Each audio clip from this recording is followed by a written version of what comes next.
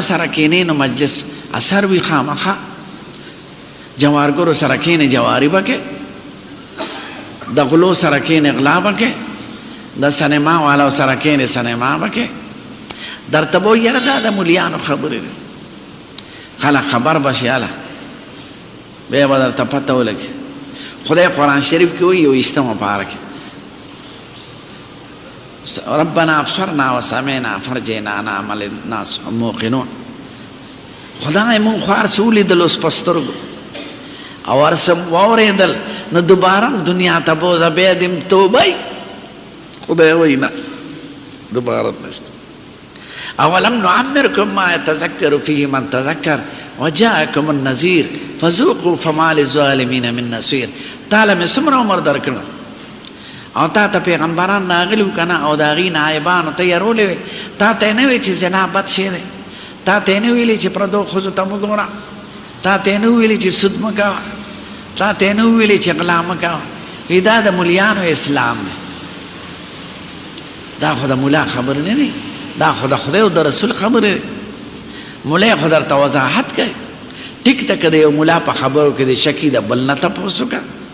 خدا موه چې د مولا اسلام دی د خدای اسلام دی دا کوم سړی چې اسلام نه مني که نه د زړه نه نو دا وایي د مولا اسلام د مولا اسلام ډمې راجمع شوي په اسلام کې د مولا اسلام نه منو ځکه دا او څلور واړه مذهب نه منو ځکه دا ټول نارینه او زمونږ د ښځو هېڅ حق خیال نه دی ساتلی او پیغمبران څوک پیغمبران نارینه نو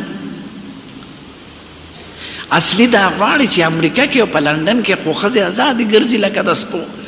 نو موږ باندې ولې پابندي لګوي د خرو نه هم بدتر یو د سپو نه هم بدتر یو سپي دي او خره دي ازاد یو موږ دې پابند یو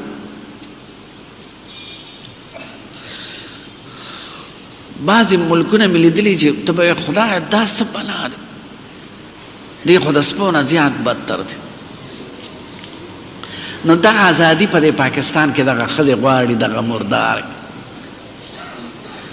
پاکه ښځه د دغې سلو مردارو ښځو نه ښه ده چې د هغې د سړو پته نه لګي د اولاد یې پته نه لګي د ملا اسلام لکه دا د ملا اسلام دی که د خدای دی قرآن شریف کې وګوره قرآن شریف ملا جوړ کړی دی که خدای را لېږلی